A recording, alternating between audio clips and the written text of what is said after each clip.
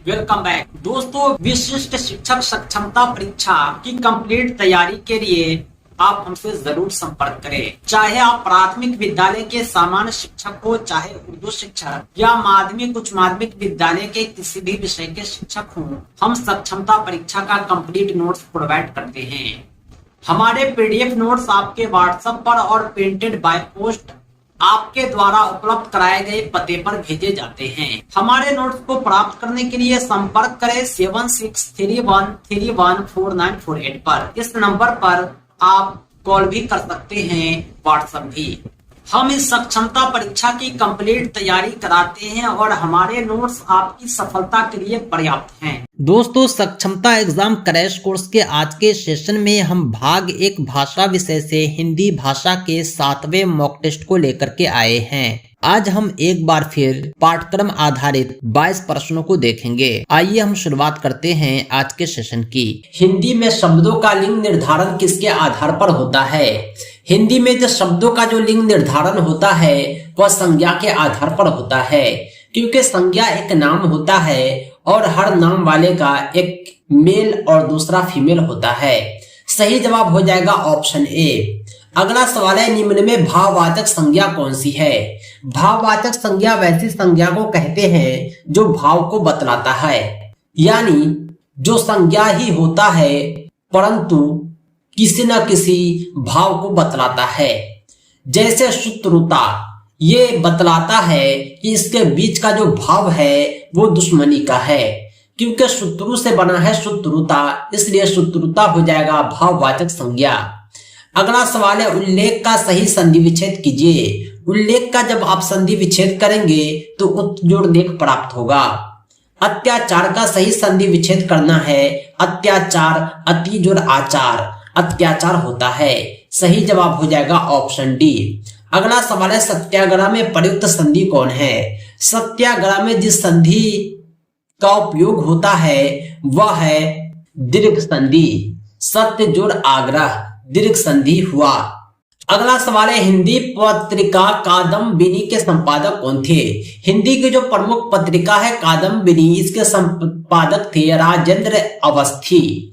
अगला सवाल है, दिनकर किस रस के कवि माने जाते हैं? रामधारी सिंह दिनकर जो थे वो वीर रस के कवि माने जाते हैं। सही जवाब हो जाएगा ऑप्शन सी। अगला सवाल है, 8 नंबर, निराला को कैसा कवि माना जाता है? निराला जो थे वे क्रांतिकारी कवि थे, क्योंकि इसकी रचना में क्रांतिकारी शब्दों का संगम होता है। अगला सवाल है, आम का पर्यायवाची शब्द नहीं है। आम जिस फल को हम खाते हैं उसका पर्यायवाची क्या होगा? पर्यायवाची का मतलब होता है ऐसा शब्द बतलाइए जिसका मीनिंग आम हो, यानी एक जैसा मीनिंग वाला, समान अर्थ वाला। आम को जो है आम्र कहा जाता है, रसाल भी कहते हैं, पिक भी कहते हैं, लेकिन आम का पर्यायवाची अमृत फल नहीं होता है। अगला सवाल है, अनुपम का पर्यायवाची शब्द है। अनुपम का जो पर्यायवाची शब्द होता है वह अद्वितीय होता है, यानी जिसके समान कोई दूसरा न हो, जिसकी कोई उपमा न हो वह अनुपम, जिसके समान कोई दूसरा न हो अद्वितीय। दोनों का अर्थ सेम ही होता है, इसलिए अनुपम और अद्वितीय एक दूसरे के पर्यायवाची हैं। अगला सवाल है, ऋणात्मक का विलोम क्या होगा? ऋणात्मक बोलते हैं माइनस सिंबल को, इसका उल्टा होता है धनात्मक। विलोम को कहते हैं उल्टा विपरीतार्थक, यानी ऐसा शब्द बतलाइए जिसका मीनिंग एक दूसरे के उल्टा हो। अगला प्रश्न है, चिरंजन का विलोम क्या होगा?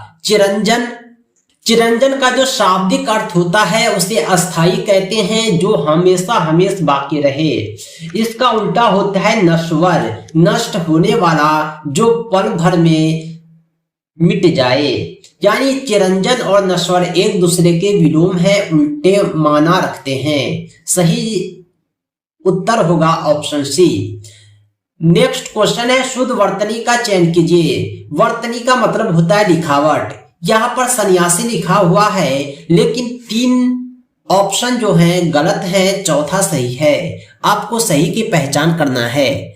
सन्यासी जो लिखा जाता है उसमें आधा न होता है, दंती सा का उपयोग होता है दोनों, और लास्ट वाला दंती सा में दीर्घ की मात्रा होती है, यानी सन्यासी। सही उत्तर होगा ऑप्शन ए। नेक्स्ट क्वेश्चन है शुद्ध वर्तनी का चयन कीजिए। क्वेश्चन नंबर 14, इसमें भी व्यवहारिक जो है 4 बार लिखा गया है, लेकिन व्यवहारिक का जो शुद्ध वर्तनी होता है वो व्यावहारिक होता है। सही उत्तर हो जाएगा ऑप्शन बी। हाथ का मैल। हाथ का मैल एक बहुत ही प्रचलित मुहावरा है। इसका शाब्दिक अर्थ होता है तुच्छ वस्तु। कोई किसी चीज को जब अपने हाथ का मैल समझता है तब मतलब यह होता है कि उस वस्तु की आपके नजदीक अहमियत नहीं है। इसे ही कहते हैं हाथ का मैल होना। नेक्स्ट क्वेश्चन है आंखें चुराना का अर्थ क्या होता है। आंखें चुराना प्रचलित मुहावरा है जिसका अर्थ होता है कतराना। नेक्स्ट क्वेश्चन है चारपाई पर भाई साहब बैठे हैं। इस वाक्य में चारपाई शब्द किस कारक में है। पर जहां उपयोग आए वह अधिकरण कारक होता है। कर्ता ने कर्म को करण से संप्रदान को के लिए अपदान में पर अधिकरण में भी होता है। अपदान में अलग होने का भाव होता है, अधिकरण में जुटा होने का भाव होता है। यहाँ पर जो है भाई साहब बैठे हुए हैं यानी चारपाई से अलग नहीं है, इसलिए अधिकरण होगा।